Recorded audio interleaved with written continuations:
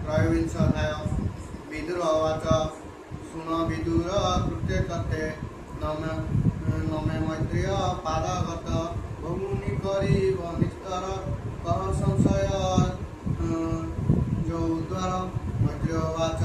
शुण विदुर शुद्ध चित्ते राजार किछि काल अन्ते बुध शरीर ग्रस्त कला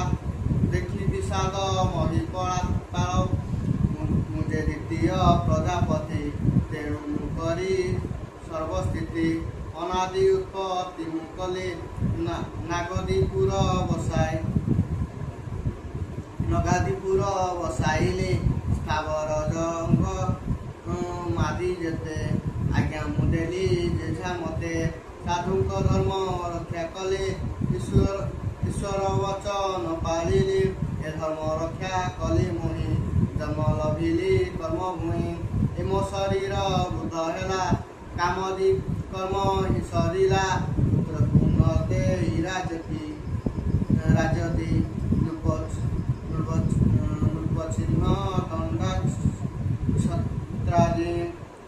दुहिता पातुल्य धरणी पुत्र निवेशी नृपमणि पृथ्वी पितार त्याग भरा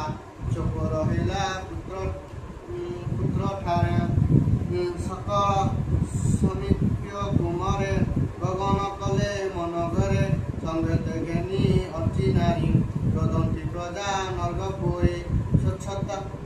मने दुख श्याम तप आराधे जगक्रम कठोर उग्र तपराय देशने पूर्व राज जय देवा जीवन प्रस्ताव विधान नियम कला से राजन फलादि शाक कन्नमूल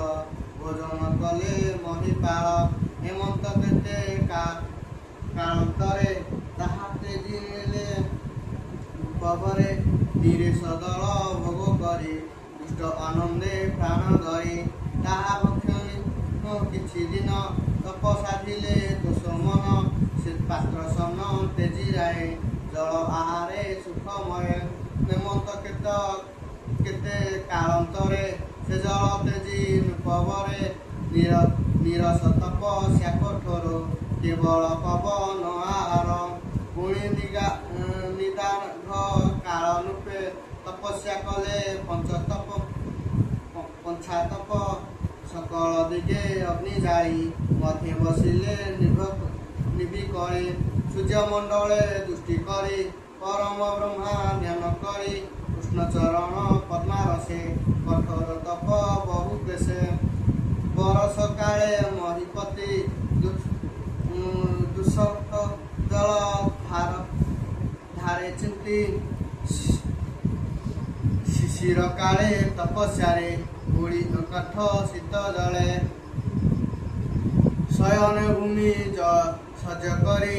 घोर तपस्या आचरी कृष्णचरणे से बारे तप करती वन घोरे लोक शिक्षेते तप कले विषय कर्म विनाशिले निरते प्राणायाम करी इंद्रिय विषय संहारी से किछि बास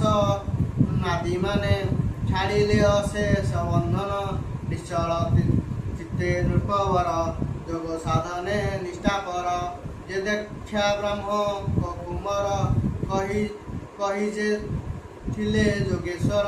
से जोगे गोविंद चरण नित्य आराधे नृपराण दुष्ट भक्ति भावजुक्ते भक्ति जन्मिले हृदगते प्रमांग आनंदेन भक्ति श्रीकृष्ण कले महिपति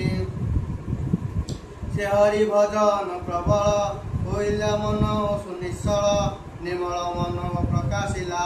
विरक्ति ज्ञान उपजिला से ज्ञान असितीक्षणे राय छेदिले दृढ़ संसाए से कर्म ग्रंथि जीव कोश ज्ञान खड़गे कले नाश जे अहंकार